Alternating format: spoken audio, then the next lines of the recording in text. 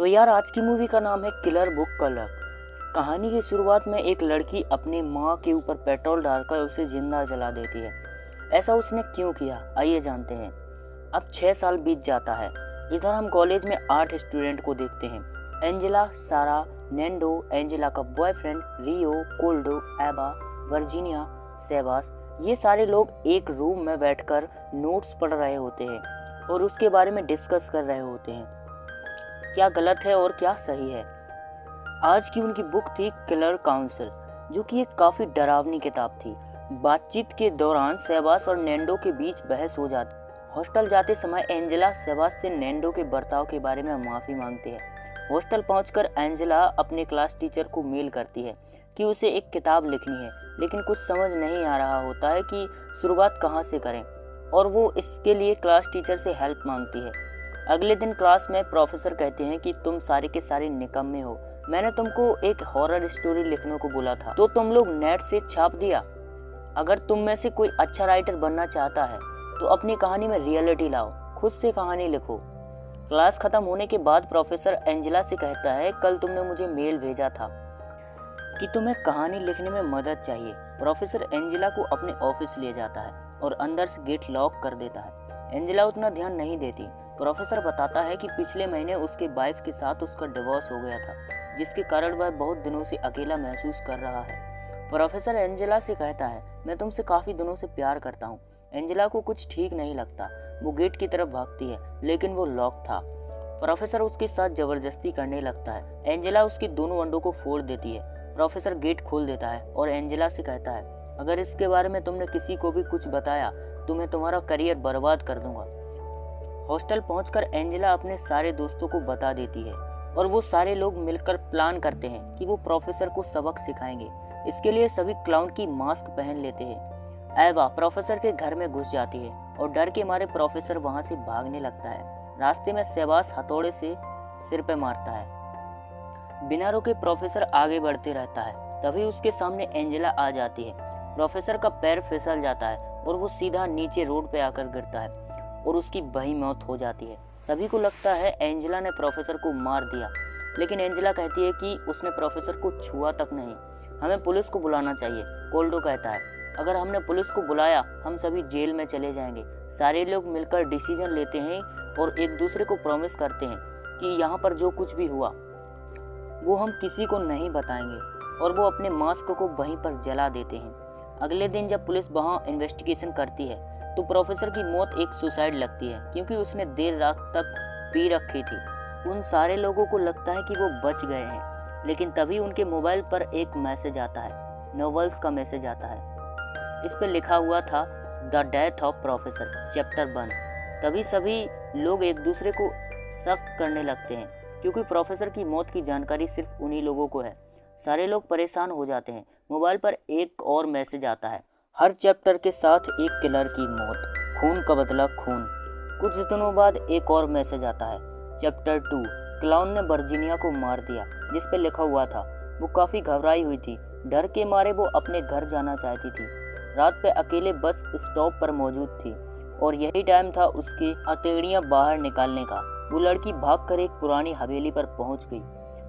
उसे लगा वो बच जाएगी, लेकिन क्लाउन ने उसे मार दिया। सेबास और एंजेला उसके रूम पर देखने के लिए जाते हैं, लेकिन उनको रूम पर कुछ नहीं मिलता। कहानी के मुताबिक वो पुरानी हवेली के पास पहुंच जाते हैं। वर्जीनिया वहां पर नहीं थी, लेकिन दीवार पर लिखा हुआ था टू बी कंटिन्यूड। तभी वहां एवा आकर कहती है, मैं पता कर सकती हूँ कि क्लाउन कौन है। एवा बताती है, हो ना हो किसी ने उस रात को प्रोफेसर के साथ उनको देख लिया होगा, और वो लड़का हमारे ही कॉलेज में पढ़ता है और अब वो हमारे साथ गेम खेल रहा है। उन्हें वहाँ नेंडो नहीं दिखता। एवा कहती है, कहीं वही तो क्लाउन नहीं। एंजेला कॉफ़ी पीने के लिए जाती है। तभी क्लाउन का मैसेज आता है, मैं तुम्हें देख रहा हूँ। एंजेला इधर उधर देखने लगती है। एंजेला अपना मिडल फिंगर दिखाकर कहती है, अब बताओ मैं क्या कर रही हूँ। क्लाउन एंजेला के ऊपर अटैक कर देता। तभी वो भागती है। तभी उसके सामने नेंडो आ जाता है और उसके हाथ में क्लाउन वाला मास्क भी मौजूद था। नेंडो कहता है, मुझे गिरा हुआ मिला। सभी लोगों को लगने लगता है कि नेंडो ही किलर है। सभी लोग उसे वहां से जाने के लिए कहते हैं। अब रियो, कोल्डो, सारा उस क्लब में पहुंच जाते हैं जहां नेंडो काम करता है। जहां नैंडो और रॉय में थोड़ी बहस हो जाती है। सिगरेट पीने के लिए रॉय जब बाहर निकलता है तो वहाँ क्लाउन आ जाता है। रॉय उसे मारता है और उसका मास्क उतार देता है। वो उसे पहन लेता है, लेकिन क्लाउन उसके पेट पे हथौड़ा मारकर उसकी हथेलियां बाहर निकाल देता है। सभी के मोबाइल पर मैसेज आता है। चैप्टर 3। सभी को मालूम पड़ जाता है कि रॉय मारा जा चुका है और उसे पुराने हॉस्टल के स्विमिंग पूल में दफना दिया गया। सभी लोग वहां जाकर चेक करते हैं। वहां खून से लिखा हुआ था, टू बी कंटिन्यूड। रात में सेबास एंजेला को बताता है कि मैंने जब क्लाउन का सोशल मीडिया हैंडल को चेक किया, उसमें बस एक लड़की को फॉलो कर रखा था जिसका नाम था एलिसा। एंजेला बताती है उसने जो अपनी नॉवेल्स लिखी है, यानी किताब जो काफ़ी ज़्यादा फेमस हुई थी, वो एलिसा की स्टोरी पे ही बेस्ड है। उसकी माँ चाहती थी कि उसकी बेटी एक राइटर बने, लेकिन एलिसा को इन चीज़ों पर बिल्कुल भी इंटरेस्ट नहीं था। इसलिए उसने अपनी माँ को कुक स्टोर पर जिंदा जला दिया और उसने मुझसे खुद कहा था कि एक दिन मैं ऐसी नॉवल लिखूंगी कि तुम्हें काफ़ी ज़्यादा तकलीफ होगी। सेबास को लगता है कि एलिसा ही क्लाउन है। एंजेला कहती है कि ऐसा नहीं हो सकता क्योंकि वो उसी आग में जल गई थी। मेरी ही गलती है, हमें पुलिस को कॉल कर देना चाहिए था, नहीं तो पता नहीं आगे वो किसको मारेगा। सेबास कहता है मैं तुमसे प्यार करता हूँ। फिर दोनों टपाटप करती। दूसरी तरफ क्लाउन नैंडो के पीछे पड़ जाता है, लेकिन किसी तरह वो क्लाउन को नीचे गिरा देता है और उसका मास्क उतारने ही वाला होता है तभी क्लाउन उसके सिर पे मारता है। किस्मत अच्छी होने के कारण नैंडो जिंदा बच जाता है। हॉस्पिटल पहुंचकर एंजेला नैंडो से माफी मांगती है कि हमारे बीच मिसअंडरस्टैंडिंग हो गई थी। तभी एंजेला कोल्डो की वीडियो को देखती है।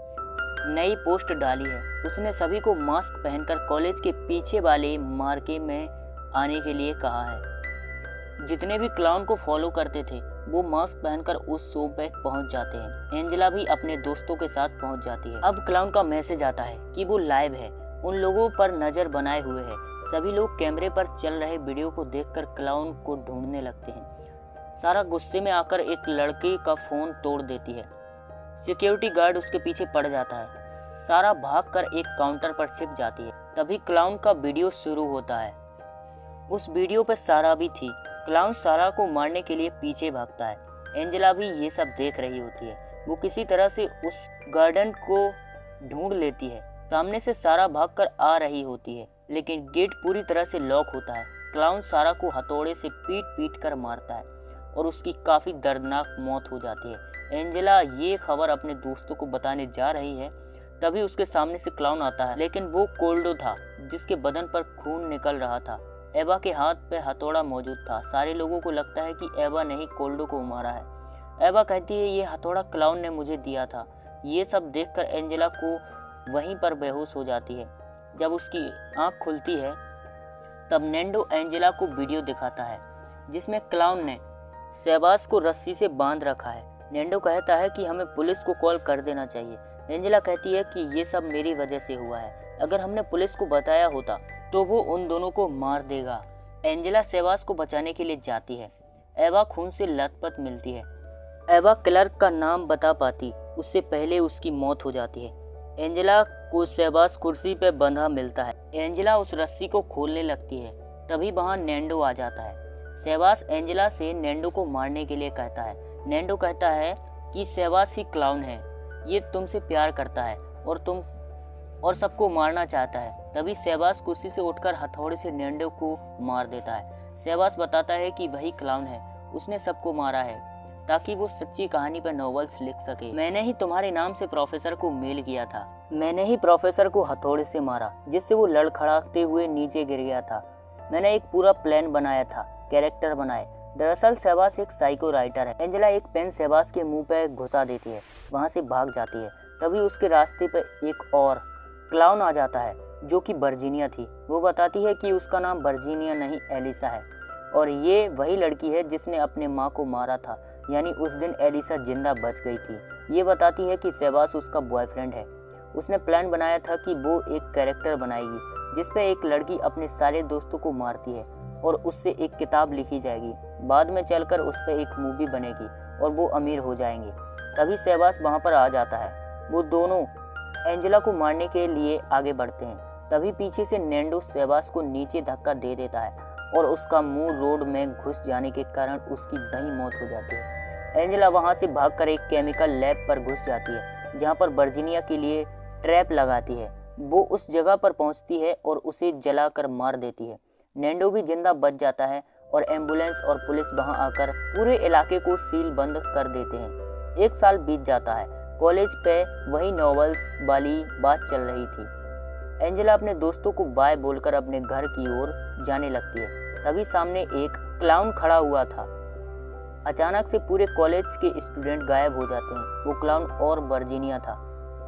वो क्लाउन और कोई नहीं वर्जीनिया था। उसका आधा चेहरा जला हुआ था और वो उसको मारने के लिए आगे बढ़ती है और इसी के साथ मूवी एंड कर दी जाती है।